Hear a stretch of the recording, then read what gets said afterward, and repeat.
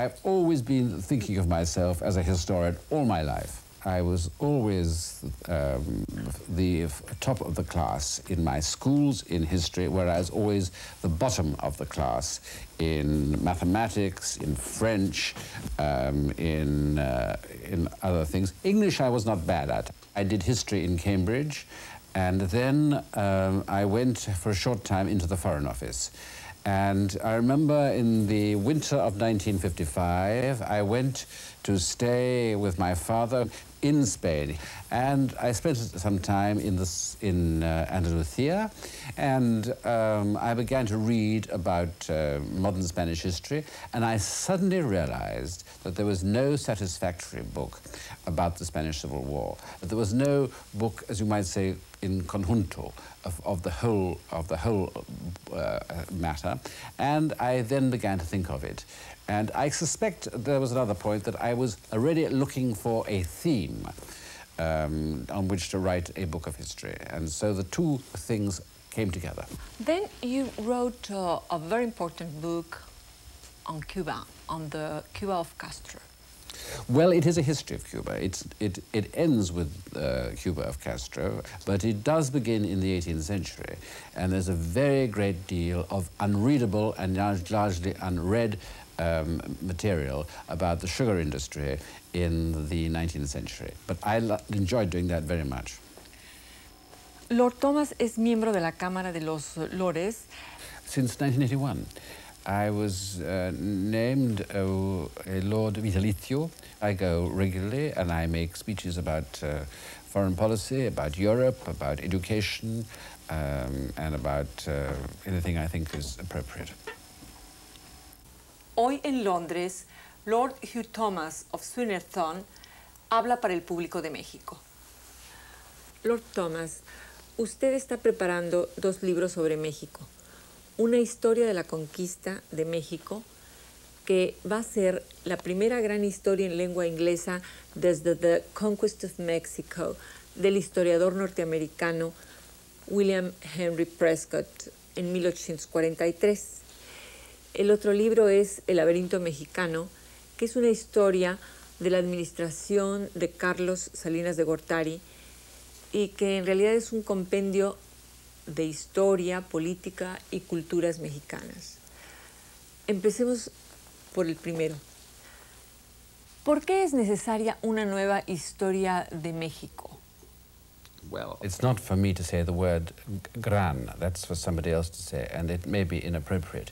But a lot has happened historiographically, bibliographically, since 1843. It's 150 years exactly. And I would say that the tone of Prescott's book is quite inappropriate now. He had he was a splendid man. He was blind. He wrote beautifully. He had a real sense of Victorian 19th century optimism.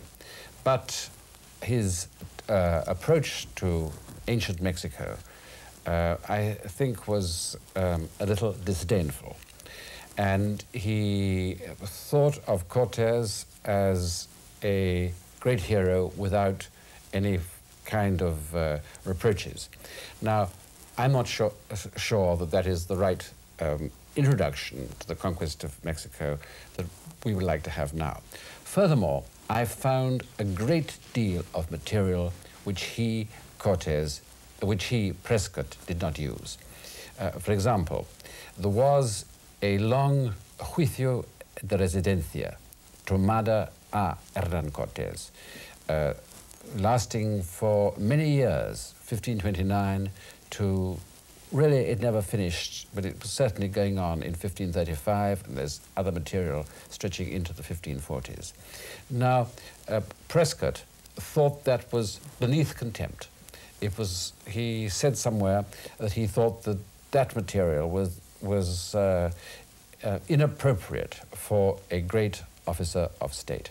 Whereas, in fact, there is fascinating material there.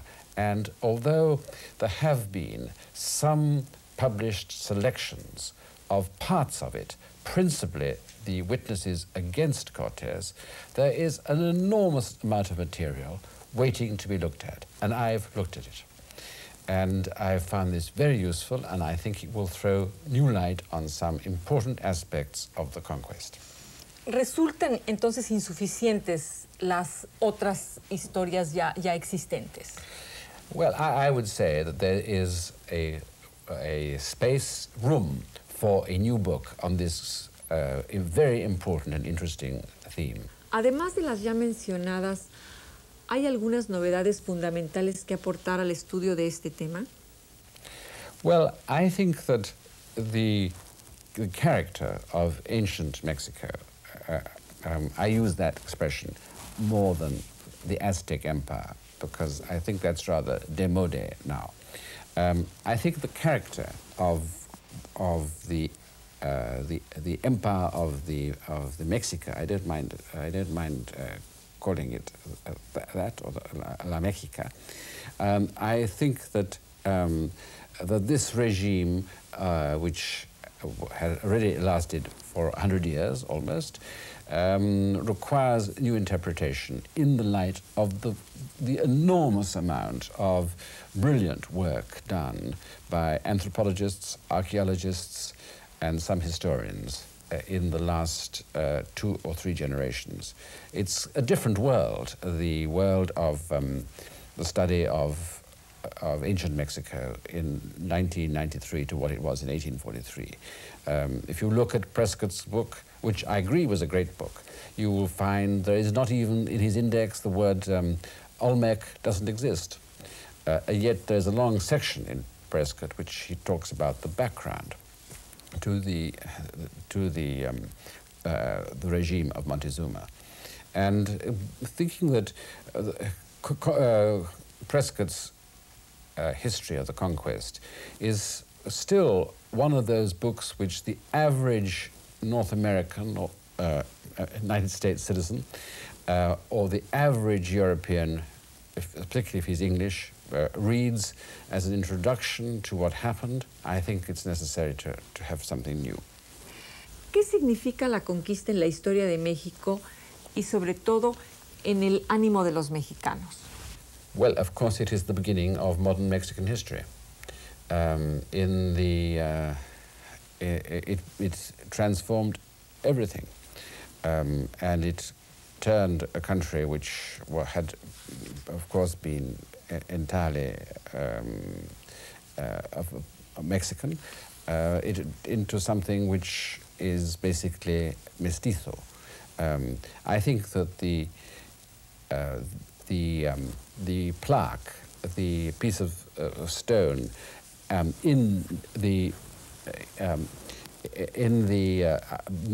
by the site of the Templo Mayor, saying this is where Mexico, where they were saying there was neither defeat nor victory, but it was the beginning of a new Mexico. That's a very good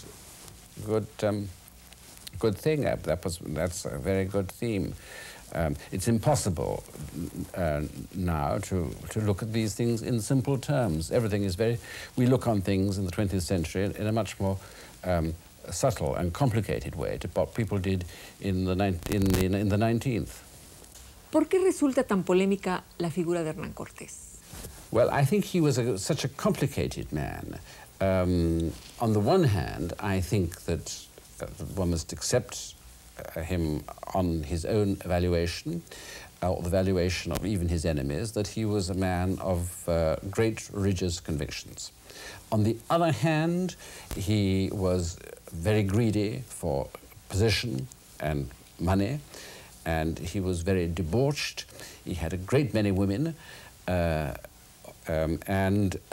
he did various things which, once the news of them returned to Spain, meant his reputation was a controversial one, even from the very beginning.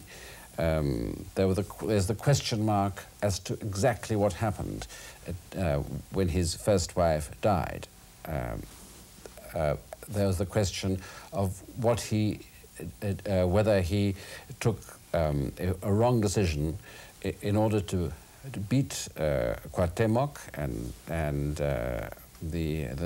the empire which he was fighting, he took the decision to raze Tenochtitlan to the ground. This was an accusation made against him in the Juicio de Residencia, and the courtiers, the secretaries in Spain bore that in mind, along with the other indications they had that Cortés was interested in personal power, was interested in money, and perhaps hadn't been entirely straightforward in handing over to the Spanish crown the fifth of all the profits, which was the law at that time. And it isn't at all a new thing that Cortés' reputation is controversial. It began instantly. You remember that Charles V was a much more administrative person than Cortés, and he and his advisors thought, well, we'll make him a marquis, we'll give him an enormous property, but we will not make him viceroy, which is what he wants. He wanted power. Well, I think he was a Renaissance man, Cortés. He wanted power, but he wanted the appearance of power. He wanted to travel like a king, or anyway, like a viceroy. Like a viceroy. You remember when he went back to Spain for the first time, he took with him not simply a small staff of secretaries, but he took with him jugglers, dwarfs, harpists, several chiefs, several caciques from Tlaxcala as well as Tenochtitlan. He took with him a lot of gold, he took him a lot of featherwork, he took with him a colossal enterprise, and it must have seemed astonishing when they arrived, as I think they did in Palos, in Spain. ¿Aceptaremos los mexicanos alguna vez a Hernán Cortés de una manera menos violenta? Well, I think that has already begun. There was a very good biography of Hernán Cortés by José Luis Martínez, after all, only 2 or 3 years ago, which is a very balanced study. And I suspect that many old myths are being questioned in the New Mexico, and I suspect that the figure of Cortés will be questioned too, in a public way, in a profound way. But nevertheless, he's not easy as a man to get to the bottom of. He was not at all straightforward in what he said. His motives are always difficult to evaluate. And I say, on the one hand, he seemed to be religious, on the other hand, he seemed to be a reckless adventurer. He prayed every day. He insisted on making, at every opportunity, very successful and good sermons to the indigenous people in the hope that he would persuade them to become Christians. On the other hand, some of his actions cannot be said to be Christian exactly. ¿Lograremos verlo con ojos menos negativos? Well, I think that he will be thought of as a very fascinating person who has to be taken into account and not just forgotten as if he's a non-person. Yes, I agree with that. Acaba de decirnos quién es Hernán Cortés. Díganos quién era la Malinche. Well, I mean Doña Marina. Doña Marina. Well, I think she played a very important part. Had it not been for her, and of course there was also the interpreter Jerónimo de Aguilar, had it not been for her and Aguilar, the communications between Cortés and Montezuma, for example, would have been impossible. We don't, of course, know quite how well she did the translations, the interpretations. There are some indications that she came from Tabasco, we know that, but there are some indications she may not have known classical Nahuatl. And it's possible, therefore, that some of the speeches which she represents Moctezuma as having made may have owed something to her imagination, as well as perhaps as Cortés's imagination later. So I don't go anything like as far as some people have done in Mexico, for example, Eulalia Guzman, who has said that a lot of these speeches which Moctezuma made were simply inventions of Cortés. I don't think that at all. But Malinche, Doña Marina, was an absolutely critical person in what happened. Y era una mujer inteligente. Obviously. Que también le gustaba el poder. I'm not sure about that. We don't really know enough about her personality to be certain of that. No se sabe lo suficiente sobre ella. No, we certainly don't. She's mentioned by Cortés in his Cartas de Relación once only. She is mentioned 2 or 3 times in the Juicio de Residencia. She's mentioned a little by Bernal Díaz, but hardly at all. And even her death date was until recently not realized. I think it was much later than people have thought up till now. I think it was in the 1550s. La Malinche y Cortés tuvieron un solo hijo. I think only one. ¿Y cuántos hijos se le conocieron a Cortés como oficiales? I think there were about 10, Cortés had about 10 children. That's not perhaps very many. I think he had about 5 or 6 with his second wife. He had one with Marina. He had one with one of the daughters of Moctezuma, Leonor was the daughter's name. He had one, Catalina, who was a daughter by a lady he had in Cuba. And he probably had 1 or 2 others, which I don't remember. But that is about the number of children he had. Oficiales. Y no oficiales quizá fueron más. Possibly. But I'm not sure. I think he was quite careful to remember all the children he thought he had. His will, for example, remembers Martín Cortés, his son by Marina, who, curiously enough, has the same name as his eldest son by his legal second wife. So he had 2 sons called Martín, but that was because his own father was Martín. ¿Nunca se ha sabido la verdad sobre si Cortés mató a su primera esposa? I personally think he did not. Though in this I differ from José Luis Martínez, who rather suggests that must be a probability. I think that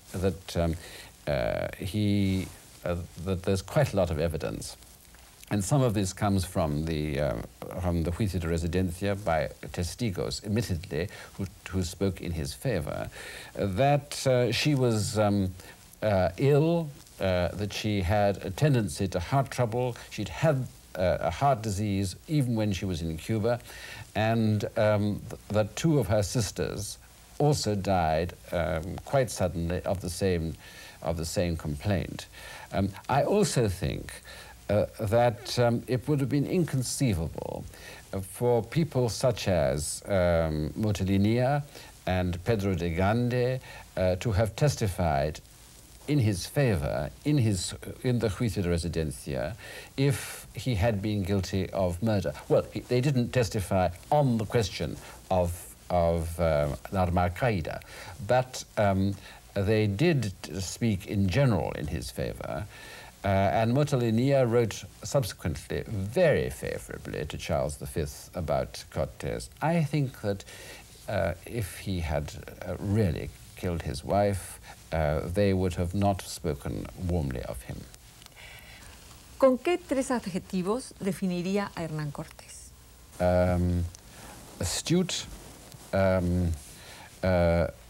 Astute, extravagant, and prudent. ¿Y a Moctezuma cuáles le daría? 3 adjetivos para Moctezuma. Religious, Religious. Religious, very well informed. That's not an adjective. No. But well informed about his the legends of his people, and also cautious. I don't look on Montezuma as a coward. ¿Quién era Moctezuma? He was, of course, a high priest, had been, and he approached the possibility of the Spanish arrival with the recognition that if these mysterious bearded people arrived in the year 1 Reed, which was 1519, then it must have something to do with the Quetzalcoatl. Afterwards, I think he perhaps hesitated and thought, well, perhaps it isn't Quetzalcoatl, maybe it's some other god. Maybe the Mayas were correct and they weren't gods at all. I think the Maya did not think that they were. That's why they fought them so, not successfully in Cortes's terms, but they had fought the Spanish before. They fought Hernandez de Cordoba before. And I think that he approached Cortes and the Spanish with a sense of, a religious sense, which of course was his ultimate undoing. But I think it's given who he was, I think that was inevitable. ¿Le tenía algún respeto Cortés a Moctezuma? He said he was very fond of him.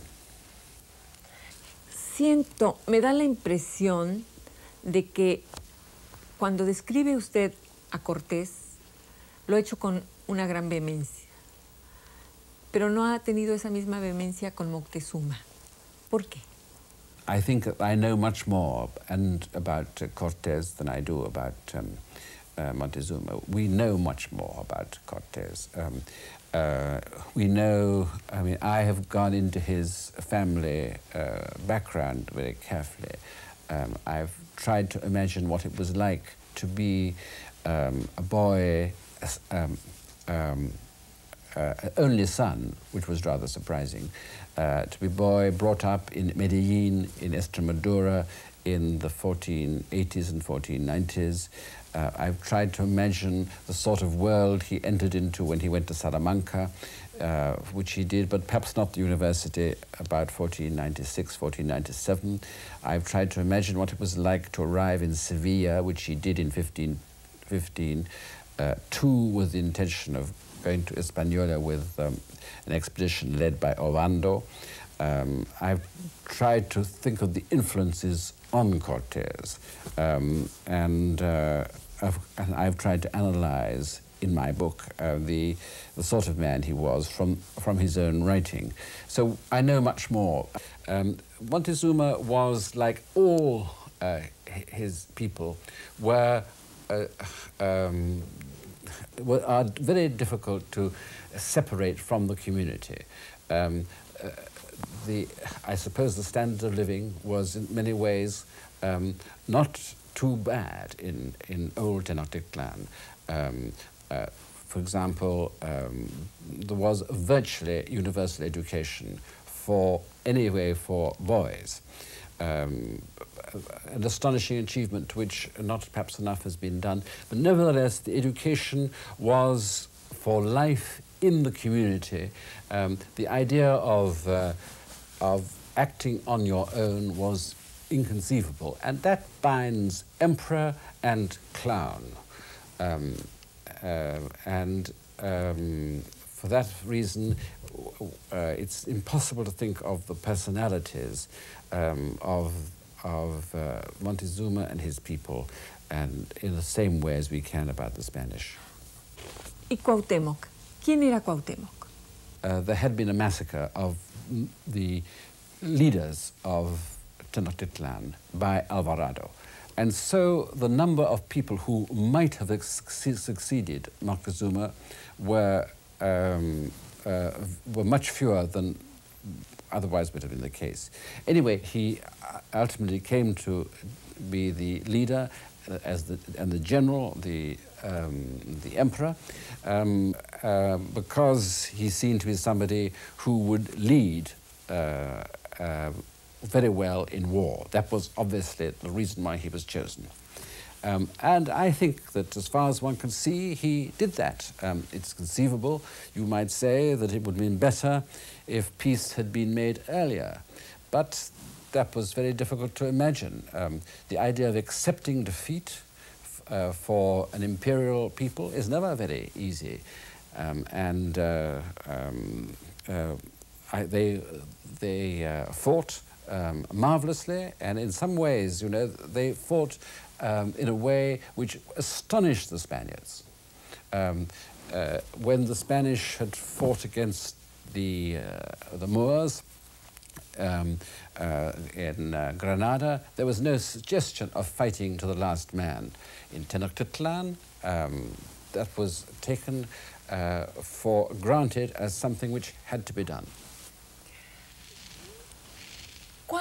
¿Puede usted imaginar cuál hubiera sido el destino de México sin la conquista española?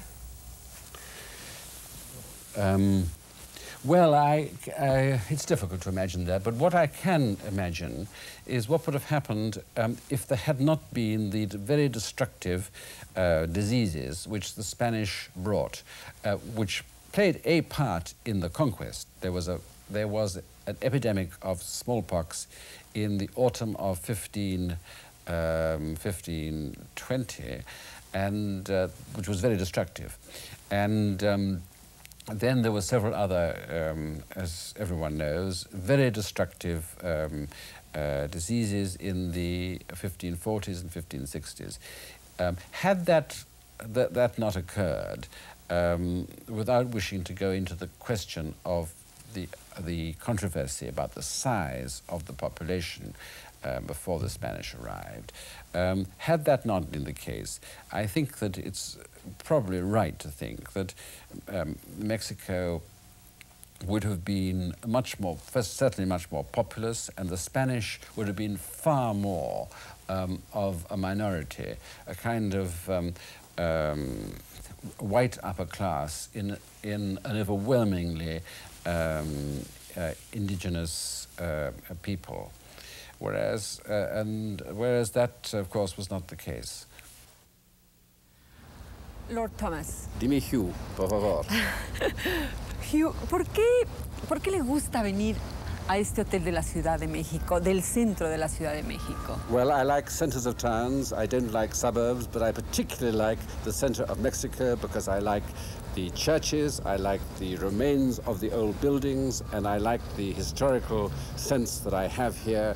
I'm 2 minutes away from La Profesa, 3 minutes from the Catedral, and I am 5 minutes from the Templo Mayor. Hugh, ahora que estamos en México, yo quisiera que nos hablara del libro que está preparando, El laberinto mexicano. Yo quisiera decirle esto, ¿por qué? Bueno, más bien diría que resulta curioso que en este libro usted trata un periodo contemporáneo y aún no concluido del presidente Salinas de Gortari. Well, first of all, I'm not going to call it in the end the El Laberinto Mexicano. I'm going to call it something else. But I must say that I'm interested in the great experience of the Salinas administration. I think President Salinas has done a remarkable work here of persuading the Mexicans. I'm sure they're very difficult to persuade to face certain realities in a new way. He has even caused them to look at history in a different way. And I'm therefore very interested in this experience, and it's a new thing for me to write about the present. I've always written about the past before. However, I'm not sure when the book is going to end. I think certainly President Salinas has carried out what is nothing less than a revolution in attitudes of Mexicans towards the state. And that's a very original and creative and positive action. ¿Por qué acompaña este libro de todo un pasado cultural, político e histórico, como si fuera de ese contexto no pudiera comprenderse nada? Well, I think that there's no country which can be understood unless you go into its history. But that's particularly true in Mexico, which has had such a diverse, such dramatic, and such an interesting history. And sometimes I think that in Mexico, a discussion about the past takes the place of discussion about the present or even of the future. ¿Está presente el pasado en México más que en cualquier otra parte? Well, I'm not sure about than in anywhere else, but it's certainly much more important than it is, say, in the United States, or it is in other countries in South America, Latin America. I think in some ways it's more important than it is in England. The British have had a tremendous history, extremely interesting, but we don't have arguments about William the Conqueror or Henry VIII very much, whereas you still do about Cortés or Maximiliano, for example. ¿Qué es lo que hace que los mexicanos tengamos ese gran apego a nuestro pasado? Well, I think it's the past which enables you to be proud of your country and of your country's cultural, artistic, and other historic achievements. There's one point I wanted to say strongly, is that Mexico has such an interesting and unique flavor. It's extremely important that now you're entering this free trade area. I hope you will do all you can to ensure that special flavor is at all costs preserved. I know it's a good thing for you to enter this association with Canada and the United States, but you must preserve the diversity and the special flavor. That's tremendously important.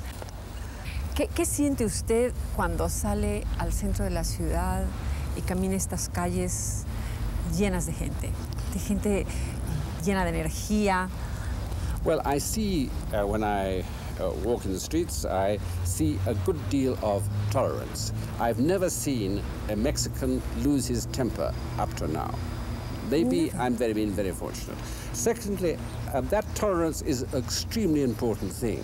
You've always been particularly tolerant to immigrants, and as everybody should recognize more than they do, the relations between the different nations of Mexico, say Zapotecs, Nahuatl, Mixtecs, is something which is a very good example to the rest of the world. I'm surprised you haven't sent a Zapotec commissioner to Bosnia to solve the problems of the ex-Yugoslavia. Es interesante oírle decir eso. Es tan fuerte realmente el pueblo mexicano.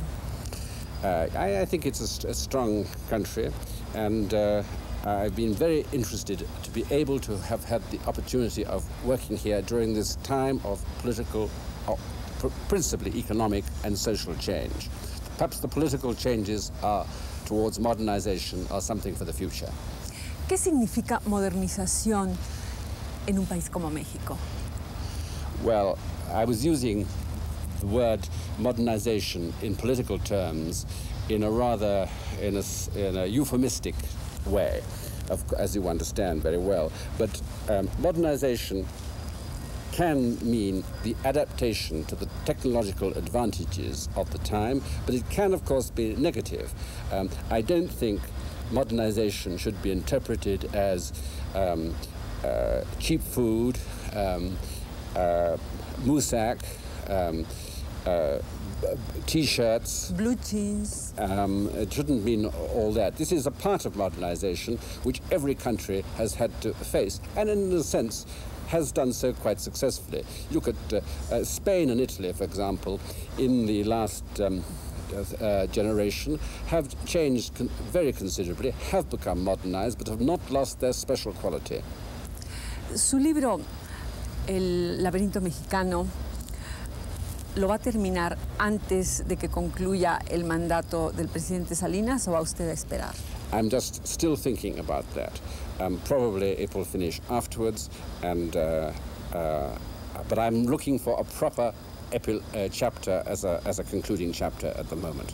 ¿No tiene temor de que pudiera haber cambios Yes, radicales? Yes, I'm very afraid of that, and therefore I'm being particularly sensitive in looking for the chapter which will be the epilogue to my book. ¿A dónde se va después de esta entrevista? Me había dicho que va a hacer un recorrido. Yes, I'm going to take a journey into the country in order to follow the route which Hernán Cortés followed after La Noche Triste, passing by Otumba and arriving in Tlaxcala over the northern road rather than through the Rio Frio. Hugh, tuve mucha suerte pudiéndolo entrevistar en Londres y en México. Muchísimas gracias. Gracias a ti.